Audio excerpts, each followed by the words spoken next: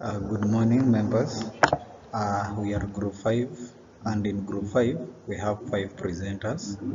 The first one is Elvis Kipto, Jailin Jerotich, Smeo Brian, and Godfrey Kimtai. Our topic for discussion is colonialism in West Africa. At the introductory part, we need to define the word colonialism. Colonialism refers to the period when European powers colonized and exploited various regions in present-day countries such as Ghana, Nigeria, and others. Secondly, I will give the history of colonialism in West Africa. To start with, colonialism in West Africa had a long history dating back to the 15th century, when European powers began exploring the African coast in search of trade routes and resources. The Portuguese were among the first to establish trading posts along the West African coast, followed by other European nations such as the French, British, and Germans. The scramble for Africa in the late 19th century saw European powers partitioning the continent among themselves in the Berlin Conference in 1884 to 1885. This led to the formal colonization of much of West Africa, with France, Britain, and other colonial powers exerting control over vast territories. Colonialism in West Africa was characterized by exploitation of natural resources, forced labor, imposition of colonial administrations, and the suppression of local cultures and traditions. The region became a source of raw materials for European industries, leading to economic underdevelopment and social upheavals.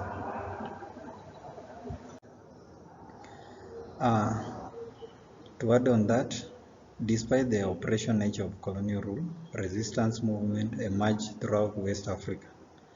The wave of decolonization that swept across Africa in the mid-20th century saw many West African countries gaining independence from their colonial rulers.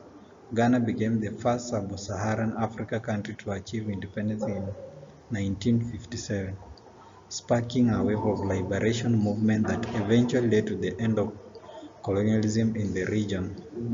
The legacy of colonialism in West Africa is complex and continues to influence the socio-political and economical landscape in the region. I'm Jailin Jerotich, and I'm going to take you through the reasons for colonialism in West Africa. The first point is that the Europeans came to Africa in order to look for raw materials. So the Industrial Revolution in Europe brought about massive production of goods, but with time the raw material base of the European countries had dwindled. So they needed to look for newer and cheaper sources of raw materials to ensure the continuation of production. Africa had most of the raw materials they needed, so they headed to Africa to ensure adequate supply of raw materials to feed their factories. Second point is that the Europeans came to Africa in order to look for overseas markets. At the height of Industrial Revolution, the European countries had produced far more than they could absorb locally, so they could look for markets where they could sell or dump their surplus productions. Next point is outlet for surplus labor. With the introduction of machines in the Industrial Revolution, the labor that used the work became redundant. Only a few hands were needed to do a lot of work, and extra hands had to be laid off, and this created employment problems. So there was need to find employment for the jobless people.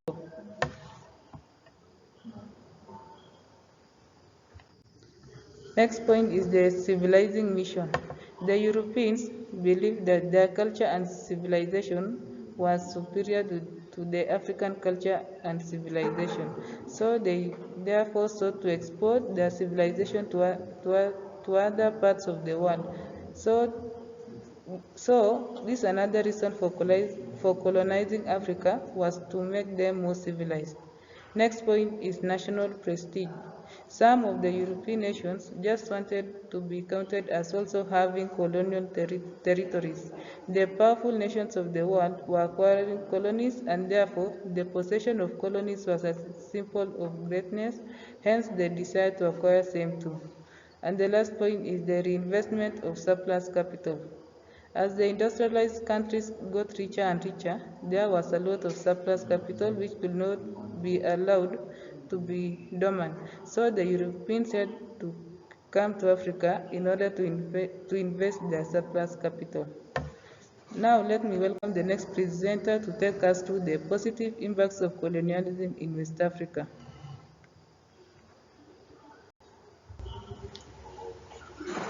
Okay, good morning class. I am Godfrey Kemutai and I'm going to take you through the positive impacts of colonialism in West Africa. Number one is that it impacted on infrastructure development, whereby colonial powers often built infrastructure such as roads, railways, and ports, which were helpful in the transportation of goods and people, and it also facilitated economic growth. Number two is that it impacted on education, whereby the introduction of Western education systems by colonial powers led to the increase in literacy rates and provided opportunities for some individuals to access formal education. The third one is that it impacted on healthcare. The colonial administrators sometimes brought improvements in healthcare facilities and public health measures, which were helpful in combating diseases and improving overall health outcomes in certain areas. Finally, is that it impacted on legal systems, whereby the imposition of Western legal systems in some colonies led to the establishment of more formalized structures that in some cases replaced traditional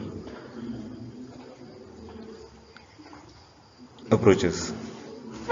Thank you, and let me welcome the next presenter to take us through the negative impacts of colonialism in West Africa.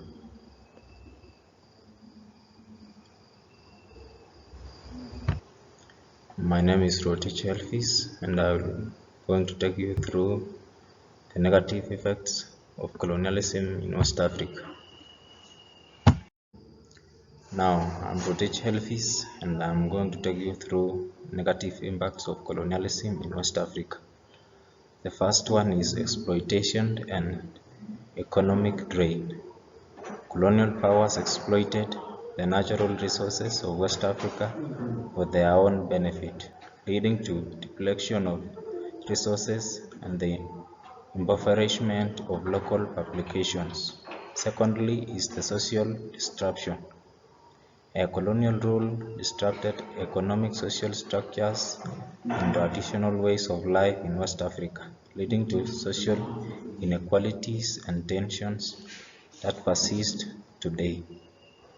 The third one is forced labor, and colonial powers often imposed forced labor system, such as the infamous system of forced labor in Belgian Congo, which led to widespread abuse and suffering among the local populations.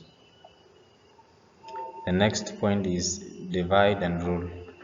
Colonial powers often played different ethnic and religious groups against each other, leading to divisions and conflict that continued to affect the region even today.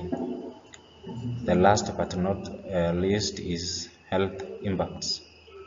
Colonialism also brought diseases such as smallpox and measles to West Africa, leading to devastating consequences for the local population who lacked immunity to these diseases.